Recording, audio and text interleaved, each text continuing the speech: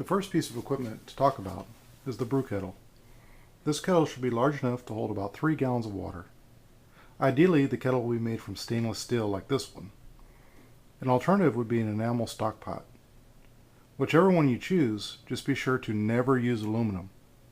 Aluminum will leave your beer with a metallic taste.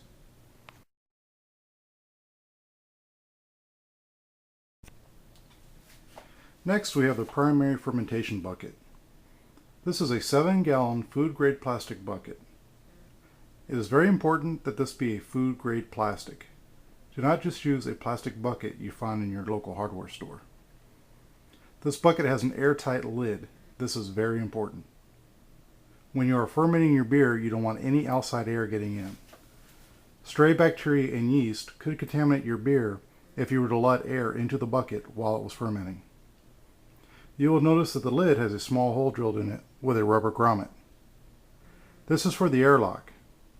The airlock is inserted into the lid and then is filled partway with water or a cheap vodka. The purpose of the airlock is to let carbon dioxide bubbles escape without letting any air in.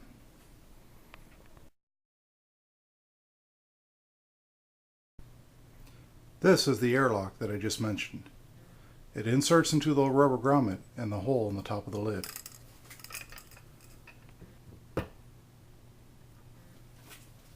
You fill this airlock about a third of the way up with either water or some type of cheap vodka, and it lets carbon dioxide escape without letting any air get into your bucket.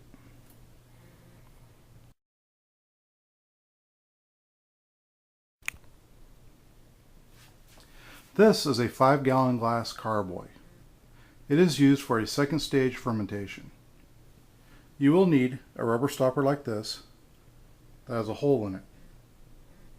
Once you transfer your beer into the carboy, you will seal it with the stopper and use an airlock to keep outside air from getting in.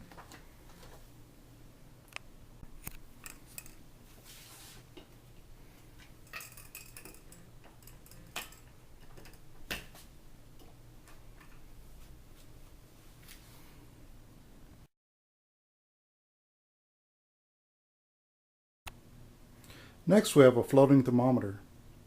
This thermometer floats in your wort and helps you keep track of temperatures.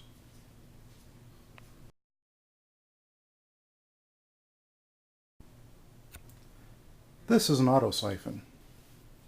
The auto siphon is used to transfer your beer from your primary fermenter to your carboy and then transfer it back again when you're ready to bottle your beer. It's also used during the bottling process.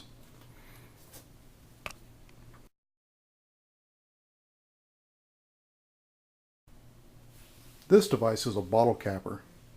It is used to crimp bottle caps onto your bottles.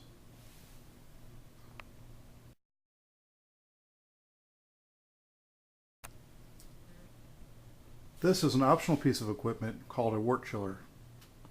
This device is used to quickly cool down your wort so you can add your yeast. This is not required, but will save you a couple of hours worth of time. It works by circulating cool water through the copper tubing and pulling heat away from your wort.